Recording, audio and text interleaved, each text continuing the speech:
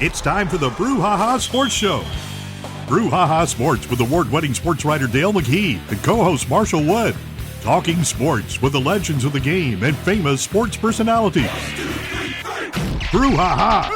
Now to Marshall and Dale with tonight's guest. Good evening, everyone, and welcome to tonight's edition of the Brouhaha. You know, there's an old saying that when the cat's away, the mice will play. And I guess the top dog of the Brouhaha, Mr. Dale McKee, is indisposed. We'll just leave it at that. And we've got some special guests with us tonight that's going to talk some sports along with us. And one of them, Charlie Britton. Charlie, good to have you with us tonight. Thank you. Where's old Dale get off to? Well, I don't know. I don't hard shoes to fill here. Ask no questions and you get told no lies, so I just let him go. My other guest tonight is Marshall Wood, Jr. Good to be back. I was kind of hoping we were back by popular demand, but it sounds like more of a necessity type deal. Popular demand. But anyway, we're back. So, sports. Anybody want to talk about sports? If you think anything wants to about sports tonight? Sure, you do, Charlie. You're a big baseball fan. I mean, is it time for the World Series? Is that even close, or how's that work? Not quite October. Well, we are October. We are? Yeah, but what's the fine crew I got? We don't even know what month it is. Looks like we'll be playing in November because we just had the first series and eliminated 4 teams, I believe. And you were talking earlier about the Mets. So are they out? Or? Yep, they're out. Won 101 games and they already made the exit. So 101 games. I was looking at an article this morning that said breaking down the odds of the final 8. I found in Bleacher Report, and it said of the 8 teams remaining in the 2022 Major League Baseball postseason, who's the best suited to win 11 more games in a World Series? And after the wild card featuring 2 highly improbable comebacks by a road team, Philadelphia's 6-run ninth inning and Seattle's erasure of an 8-1 deficit, a game with 39 strikeouts before a run was finally scored in the 15th inning. And Max, I can't even pronounce that. Scherzer, how you say that, Charlie? Scherzer, okay. Getting lit up for 4 home runs. Goodness only knows what to expect the rest of the way. But what they've done here is they've broken down the chances of each of the 8 remaining teams, evaluating them in 5 categories: hitting, base running, fielding, starting pitching, and relief pitching. And they go through. Charlie, you got one of those printouts that shows what they're thinking about there? I do, but I'm gonna give you my thought on that. Okay. Well, let's talk about who they're talking about. Tell us who's left. Well, you got the Phillies, and they'll be playing the Braves starting tomorrow night. You got the Seattle Mariners, the Cleveland Guardians. That's hard to say. I still like the Indians, but it wasn't up to me. They got the New York Yankees, the Houston Astros, my favorite team, the Atlanta Braves, and the Los Angeles Dodgers, who won more games than anybody in Major League Baseball this year. So they would be my odds-on favorite to win. Them and probably the Houston Astros. They won.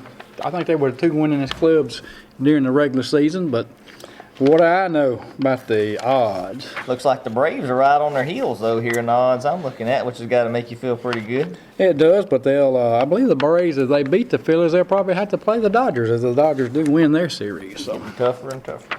I'm looking at the Dodgers, and the odds on them is a plus 310. I'm not sure what a plus 310 means, but here's what they scored on hitting: 10 out of 10. Base running, 9.5 out of 10. Fielding, 9.3 out of 10. Starting pitching, 9.6 out of 10. Relief pitching, 9.5 out of 10. With an overall score of 47.9 out of 50.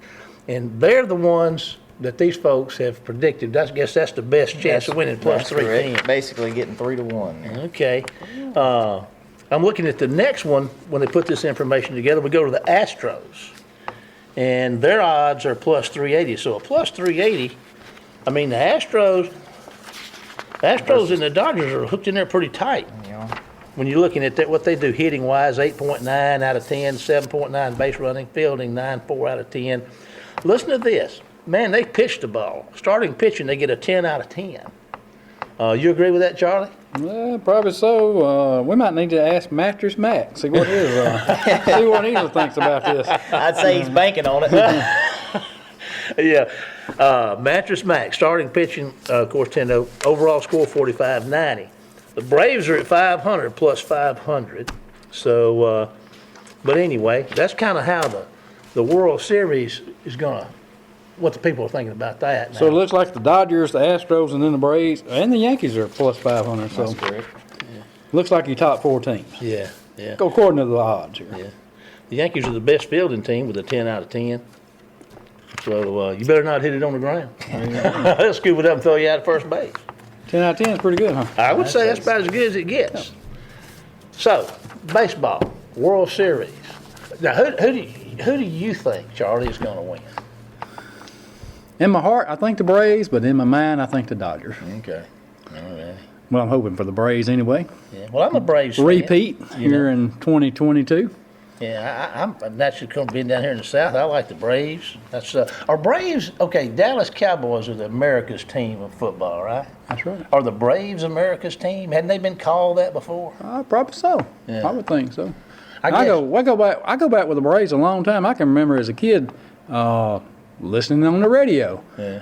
AM radio, 870 Atlanta, WSB. I can still remember it. Yeah. Milo Hamilton, Ernie Johnson calling the games. I lay in my bed at night and go to sleep listening to Atlanta Braves. That's a long time ago. Man, that's a good radio you had. Now, one of these guys here don't even probably never listened to a game on the radio before. Just on Friday nights. There we go. Now we're talking. You got to get your priorities right around here. By George. Football is a hot topic. Of course, the World Series is coming up, and we'll keep tracking on that as time gets a little closer. College football is in full swing, and I've got the AP top 25 that I found on the internet today, and got to look at that a little bit. And of course, other polls are going to have different people. They're going to be typically the same. You guys have a look at this poll. Of course, this AP's got Georgia 1, Ohio State 2, Alabama 3, Clemson 4, Michigan 5. You know, and those are names that we see up there. None of that surprises anybody. You see anybody? Y'all see anything in these polls that surprises you? Maybe Tennessee a little bit. I would say so, sneaking on in there. Number 6 in the country. How has that happened? I mean, what Heupel came in, what Pruitt was up there. He left Alabama. He went to Tennessee, and he got to coaching, and had some really great recruiting classes, but he got in some trouble, and they got rid of him, and they bought Heupel in. Was last year Heupel's first year, or is this his third year? I'm thinking third. I believe it's his third year there. Time runs together on me. I guess he's recruited this quarterback he's having so much success with. And that quarterback is who? Hendon Hooker. Hendon Hooker. Is his name? Yeah. See, a pretty good one. Well, they're leading the nation in yards per game. I'd say he's pulling the They're trigger. getting after it pretty good. So we're kind of surprised at Tennessee, and I'm kind of surprised at Tennessee too. But now there's a big game coming up Saturday that's going to really tell us a tale on Tennessee, because they got to face the Crimson Tide of Alabama this weekend, and that's a long-standing rivalry. Well, that's what I was going to say. If you talk to Alabama fans, that's a big one for them. They hate Tennessee. Yeah, they do. But it hasn't been so much competitive in recent years to where I don't really look at it as one, but I know it is, and I guarantee you Tennessee's looking forward to it this year. This year. Somebody made the comment not too long ago, said if the same person wins all the time, it's not really a rivalry. Yeah. And I get that, but now this thing's shaping up. Are they playing in Knoxville? Knoxville. They are. 2:30 Saturday afternoon, the third Saturday in October. Always has been, I think. You know, that's an interesting place with the volunteer Navy. You know, they got is that the Tennessee River that rolls right by there, and these people get out there in the boats, and they go right outside of Neyland Stadium. And if I'm not mistaken, Neyland Stadium historically has been one of the largest stadiums in college football. They're 100,000+, are they not? I believe that's right. I wonder if they're going to take their Coke bottles and their lemons and their golf balls, they're going to throw them at Nick like they did Lane. I don't think they like Lane. I don't think they care for Saban, but Lane, they really don't like him. They really didn't like Lane. They said Lane did them wrong. So. I see Lane snuck his bunch into the top 10 here. Well, look at there. The Rebels of the University of Mississippi are sitting there at 9. That doesn't happen every day, does it, Charlie boy? You're no Rebel fan. Well, I am, and mighty weak schedule so far, so they're fixing to get into the schedule a little bit, and they'll see how good you are. Number 9, I don't know. But look on down here. We got Mississippi State in there, number 16. That's great to have 2 Mississippi schools in the top 16. I like that.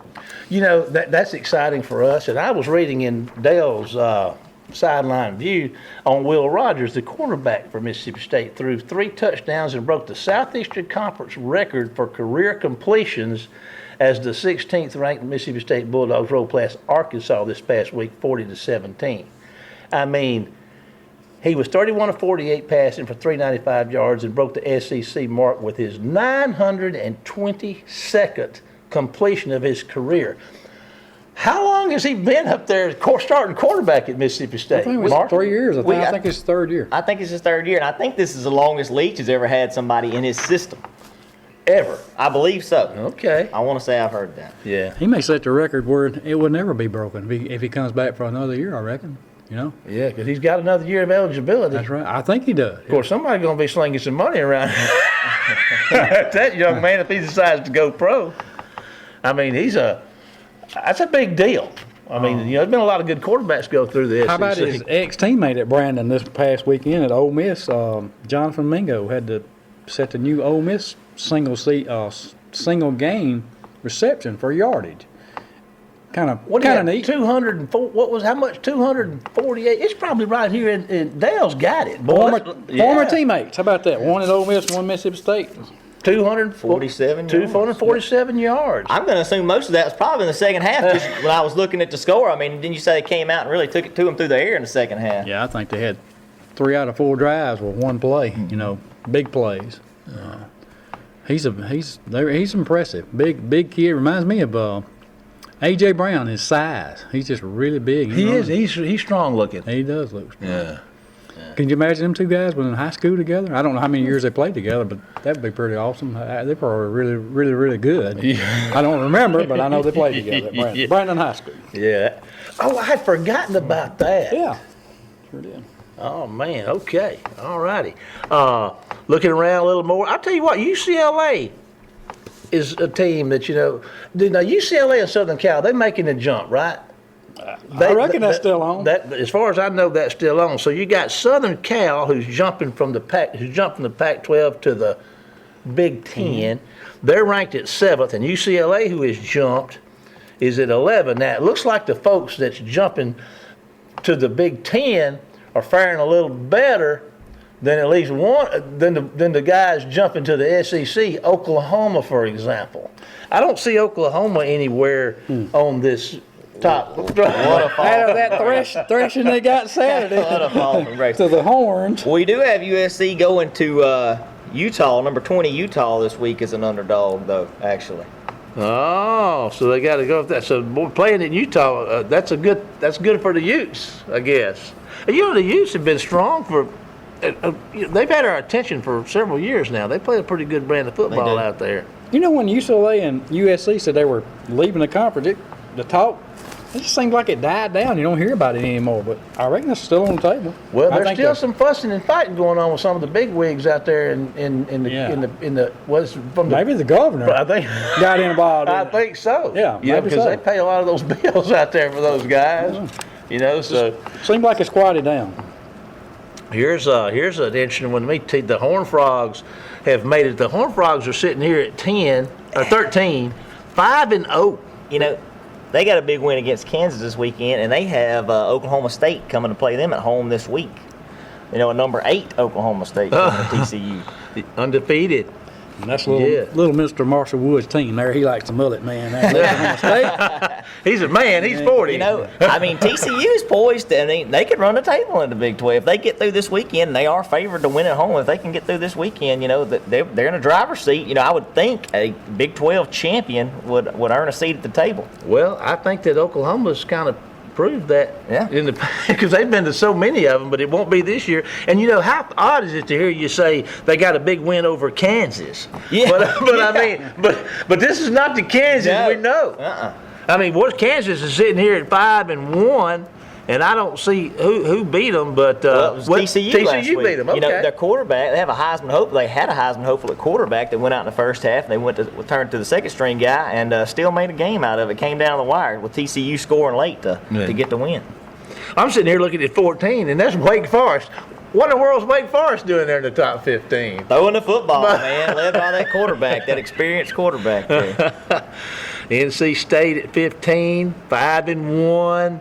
Mississippi State at 16. And Kansas has got Kansas. Now, Kansas State, we've seen there, But go ahead. Miles, LSU's. He was at Kansas. He's no longer there, though, I don't think. No, he's not there. What's his name? I can't think of the name. The longtime coach at Kansas? No, went from LSU down Les there. Miles. Yeah, it was Les Miles. That's where he was at Kansas State, wasn't he? He was at Kansas. Kansas. At Kansas. I would assume he has not long been exited, so some of this talent is probably some he brought in. Yeah. He was on there a year or two, and they parted ways. Syracuse at 18. Syracuse is 5-0, and Syracuse is a name that historically through the years they've had some success. I guess it's been quite a while.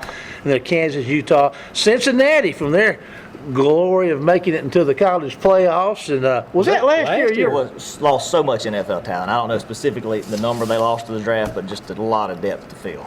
The defensive corners they had were two of the best in the country too, and I tell you what, they stood pretty tall against I guess it was Alabama last year. They did. Yeah. Kentucky, after they're 4-2 now. They started out and they were a top 10 team when they played the Rebels, and the Rebels beat them, and then now they've lost again. They're down to 22. Texas, Quinn Ewers is back this week, and had a big day. He got hurt in the opening game of the season against Alabama. But now Texas is sitting there at 4-2. Had they not lost Quinn Ewers in the Alabama game, who knows what that could have translated into. He's a very talented, they say, generational talent. And so I like that kid. I've enjoyed watching him, what little I've got to play, and the mullet's pretty cool. I dig the Ewers and mullet. Interesting guy. Illinois is 24. Wait a minute. Hold the presses, everybody. Hold the presses. Now, this last team does not have anything to do with State Farm and James Madison. Where is James Madison located? I think he's on the college of James. Our James this college James Madison. Where are they located? 5-0. Where are they located, Marshall? I'm not. I was trying to do the research. I do not know. Nobody knows where James Madison is. We got our top research analyst on that job right now. As we're going to move around here a little bit and going to try to find out where in the world we could go to school at James Madison. What about I don't want to jump over here on Southern Miss. That was the biggest disappointment this weekend for me. To lose to Troy? Yeah, to lose. Not necessarily just losing to Troy, but last weekend as they beat Tulane. I look for a little bit more from them this weekend. 10 points. Lost to Troy on the road, I reckon, and I don't know. I was kind of fired up by it to beat Tulane, but that was a big win for them, and I was excited about that too. But now Troy's not a bad football team. That's right, they're not. And this 4 turnovers. Was that 4 turnovers? Frank Gore Jr. only rushed the ball for 60 yards. Going to be hard for Southern Miss to win a football game, turning over 4 times and only rushing for 60 with their go-to guy. Yeah. 2 interceptions, 4 sacks. Yeah. 7 tackles for losses on the night. Man. I was just kind of disappointed in that game this weekend. Yeah, Southern, bless their hearts. I hated that for them. I was hoping we might have turned the corner, but not so fast, my friend. Not yet. I think he's got it going in the right direction. I think so, too. He's got to get some consistency in his quarterback play. He's really struggled there. But they thought they had found him one, and maybe they have. Maybe he'll be all right and get them to where they want to be. I tell you what, let's do. We've been going at it for quite a while. Let's take a break to hear from our sponsor, and then we'll be back right after the break. Phillips Building Supply in Laurel, your hometown building supply store since 1954. We are locally owned and pride ourselves on helping our customers find exactly what they need. From foundations to roofs to doors and windows, Phillips has it. For tools, hardware, lumber, and plywood, visit Phillips Building Supply. Welcome back, everyone, and we're certainly glad you're with us here tonight on the Brouhaha. We've been talking a little bit about college. We talked about the World Series, talked about college football. Let's turn our attention to the NFL a little bit and see what's going on in the NFL. Marshall, you want to go over some of the things that's happening there with us? Well, I just look at some of the standings here by divisions. We were talking about quarterback play in the college ranks. Some interesting things I see. The Cowboys sitting at 4-1, number 2 in the NFC East with their backup, Cooper Rush in. Dak's been sidelined with an injury. They play really well. They play good defense. They don't make many mistakes on offense. They run the ball fairly well. The Eagles, jumped up pretty high a couple years ago, took Jalen Hurts. A lot of people are kind of, I don't know about this, but look, it's panning out for them. They're the only undefeated team left in the league. He's got some weapons out wide. Well, And, some of them came from the same place he came from. Well, he's got Devontae Smith. Yeah. Got a Mississippi boy. He's got A.J. Brown up there drawing some coverage. Yeah.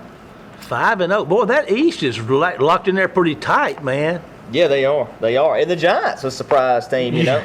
They got the win this weekend over the Packers. Even though it was across the pond, it's over in London. That's a big win for them. They won some football games. What else you see there? Charlie, you see anything in there in the NFL side you want to look at? We're looking at the NFC East right now. We got the West, North, and the South. Let's go through the NFC. I dropped down to the Buccaneers down here, in the division with the Saints. Tom Brady, bless his heart, I think he's having some extracurricular issues that may be, I'm reading where he's having some trouble at home. And that's got to affect his play. Of course, he's 41 Yeah. He had a big day Sunday. I think he threw for over 300 yards Sunday against the Falcons, division rival there. You know, the Saints, they're struggling. They're lost all their receivers pretty much. You know, they got Michael Thomas out with an injury coming into last weekend against the Seahawks at home. Landry was out. Olave hurt early in the game, but managed to use Taysom Hill, run the ball, and rely on that defense and still get the win. Didn't Taysom Hill have a 60-yard touchdown run? I think he ran for maybe 2 touchdowns. Okay. I was reading somewhere in the course of the last day or two about that he had just taken the. Here it is. Someone's got to make a movie about Taysom Hill. This was the headline I got. Yeah, feasting on the suspect Seahawk defense. The most explosive player in the NFL Sunday was Hill, a part special teamer, part backup quarterback, part running back. Scored 4 touchdowns. There you go. Wow. 3 rushing and a beautiful 22-yard touchdown pass to tight end Trotman. His 228 yards rushing is more than Clyde Edwards-Helaire and Alvin Kamara had, and his 10.9-yard rushing average leads the NFL in his 60-yard rushing touchdown. That was a winning score, 39-32. What a game! It was something. You know, when they bring the guy in there, you know everybody comes to the line. Everybody knows he's coming, and he just still finds a way. Taysom Hill. All righty, let's see. We've got to jump down there to the south. What you got there? We're going over to the AFC a little bit. Yeah, well, I mean, I guess the top of the pack there. Chiefs and the Bills. I mean, I would think anybody, I don't know what the odds are, but I would assume whoever comes out of the AFC is probably going to be the favorite to win the Super Bowl. How you like that quarterback in the Bills? I got to respect him. Love him or hate him, you got to respect him. I guarantee you the defenses do.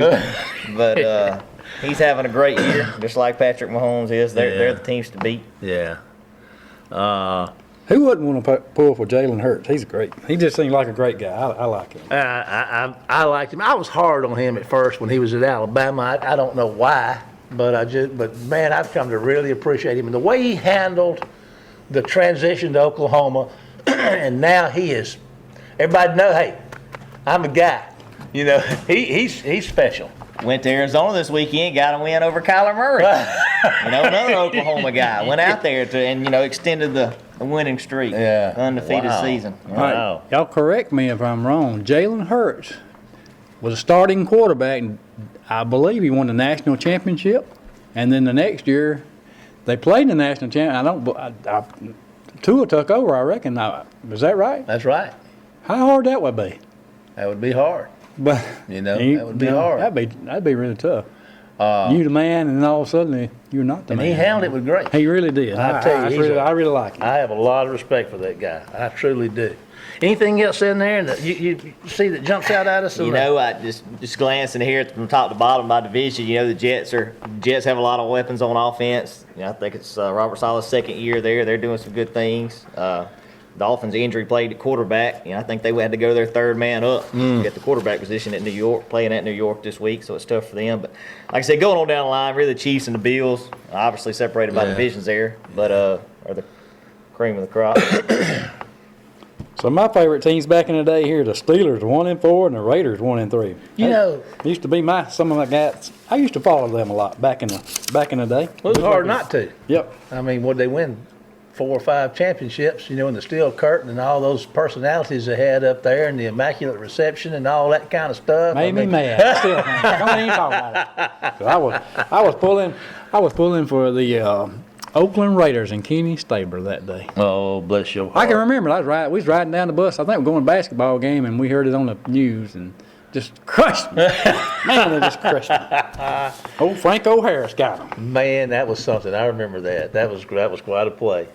NFL, looks like we got that tied down. Talking about football a little beat down action. The biggest that I found beat down ever was a college football game that was played in 1916 between Cumberland and Georgia Tech. Anybody care to guess what the score was? 100-0. 222 to nothing in 1916. Which brings me to a current story with Freedom Woodbridge had a win over Colgan. 112 to 16. And despite his team scoring the most points of any Virginia high school squad in over 50 years Friday night, Freedom Woodbridge coach Darrell Overton says the Eagles did not run up the score. Now, okay, I mean, wait a minute now. Wait, 112. I've seen a lot of football games. I've seen football teams play a season and not score 112 points. Yeah, that's not holding up in court. All right, now I've heard y'all talk about it here. Come on with it. What if you have some guys and don't get to play, you got them in the game, you going to tell them not to score? No, I'm all about it. No. I'm not going to tell them not to. I'm not hating, and because I've said we've had these conversations before. Like Steve Spurrier said, if you want me to stop, make me. You know, I mean, we're playing a game here, and I mean, you play the game. Like Herm Edwards said, we play to win the game now, and that's giving it all you got every play. So, you know, and these guys probably not leaving their starters in, but you know. I mean, we've had some deals here we've seen where you try, you know, not to. You kind of pull back a little bit, but sometimes you can't help it. You got to hand the ball off, and what you going to tell them to do? Yeah. Not run? Don't run that football. You can't do it. And you know what? If I'm on a team that's getting pummeled, I don't want any quarter. I mean, don't give it. Keep bringing it. I don't want you to let me score a touchdown. You know, I mean, if you can beat me, that's fine. But don't patronize me, you know. I'm getting mad thinking about it. What else did he say here? In the highest total of Virginia public high schools since 1967, when West Side defeated South Side 124-7, those folks over in Virginia score a lot of points. The most points team has scored. Covington is second with a 117 win over Buena Vista in 1924, followed by Lynchburg's 116-0 win over Cluster Springs in 1913. I mean, there seems to be a trend there. There's a lot of big scoring games in Virginia, but we'll move on. All righty, what are we going to talk about now? Got a couple of things here. We talked about Taysom Hill. We talked about, you talked about Jalen Hurts a while ago, and I'm looking here at their record. They're 5-0. This is what Jalen Hurts said after the game Sunday. He said he felt like he let the Eagles down. Now, didn't they win? They did. And see, what could I have done more to put us in a better position? I feel like in many ways, I feel like I let them down. You know, so we go back to Jalen's character and his nature. I mean, here they are, 5-0, and he's disappointed himself. Feels like he lets his team down. You gotta love a guy like that. That's a man. He's a winner, no doubt. Now we're getting a little close to the end right here, and you know, you and I, Charlie, were talking, and Marshall, we may have talked about this too, about the changes in sports over the years. And when you look at sports, you know, Marshall, you're a younger generation. You know, Charlie and I are boomers. I guess you're one of those millennials. And so, you know, the games we watched growing up were a lot different than they are today. What do you see is some of the changes in sports, Charlie, that stick out at you? Facilities would be one thing. Playing surfaces, arenas. It's just amazing to me how it's changed to it than when we came along. And I reckon that's with everything, how it changes. But I think we talked about this the other day. We went in the playoffs, or maybe basketball playoffs one time. We got to West Jones, and they had a rubber floor. Yeah, you were telling me about that. And that was just kind of interesting, boy. We were all excited about it. And just changes like that. I mean, look, Wayne County up here now, you got artificial turf and you got bleachers on both sides that probably seat 4,000 or 5,000 on each side, and it's just, it's amazing how it's changed. And I told you this, when we were in high school baseball, we didn't even have a dugout until my senior year. They had a bench down the baseline, and that's where you sit. You better pay attention. Man, you get a ball in the eye, put your eye out. Just look at the stuff you have now. To me, it's just amazing all they have today, and facilities, and they work out. They play all year round. You play basketball all year round. You play baseball all year round. You play softball. Even football, you have 7-on-7 during the summer, and that's something we just didn't have that stuff back then. So it's really amazing to me that all the stuff that you see now is so different. It's not fair for you, Mark, because you weren't here in the 50s, you have no and the 60s, idea. and the 70s. But what do you think about the game and the state of the game today? Is what you think it was like? What I don't know. I guess all I have to base off of is what I hear from you guys. Yeah. But as far as what I've seen change personally, I guess the only great change I've seen is the transfer stuff, which has been beaten to death. Well, that's a great point. But it's going to get more. I mean, it's just evening the playing field more or less. Like for example, the kid from Alabama ran the ball for 154 yards against A&M, and where was he a year ago? Georgia Tech. Just little things like that. I mean, I guess that's the biggest thing. Like I said, it's been beat to death, but I guess that's the only major change I've seen in my lifetime. Obviously, the bowl stuff, the opt out, little things like that. Yeah. When we were growing up, at bowl games on New Year's Day, you had 4, and that was basically about it. Yeah. Cotton, sugar, rose, and what was that? Orange Bowl. Yeah. And really, that's about all you got to see. That's Not like now where they have, 30 or 40 bowl More games. than that. It's just amazing. It's crazy. It's crazy. I can remember when they had one baseball game a week on TV. Yeah. Boy, we telling how old we are now, because that was a long time ago. But you got one game. Now you get them every night. You got cable or whatever. It's just crazy. Some of the things I wrote down that we don't have time to talk, but we may get to this in another story. So changing the sports, I'm looking at Title IX, and it's societal issues now that making their way into sports. It's a huge thing. Performance enhancing drugs, bigger, stronger, faster, and the technology of the game. There's a lot of changes out there, but one thing that doesn't change is we're limited on our time here with the Brouhaha, and we have about run out of time. Guys, Charlie, I want to thank you for being with us today. We appreciate you. Enjoy and what you bring to the Brouhaha table. Hey, did I get to say bye to myself like Dale does? Bye, Dale, or whatever he does. Bye, Charlie. I'll tell you what, we'll try to give him one in just a minute. But anyway, Marshall, I appreciate you being with us today and bringing your input. I know you're a big sports fan and you keep track of these things. We appreciate your input. I want to remind everybody that they can follow us on Facebook at the Brouhaha during the week. But also keep in mind that our YouTube channel, the Brouhaha, we've got all of our shows, cataloged there, so you can go there and follow the new ones and see the old ones too. But for now, it's time for us to say goodbye, Dale. 1, 2, 3. Goodbye, Dale. And we'll see you next time for more of the Brouhaha. Phillips Building Supply in Laurel, your hometown building supply store since 1954. We are locally owned and pride ourselves on helping our customers find exactly what they need. From foundations to roofs to doors and windows, Phillips has it. For tools, hardware, lumber, and plywood, visit Phillips Building Supply. You've been listening to the Brouhaha with Dale McKee and Marshall Wood. Heard Tuesday evening, 6 p.m. on WABO. For more of the Brouhaha, follow us during the week on Facebook and WABO.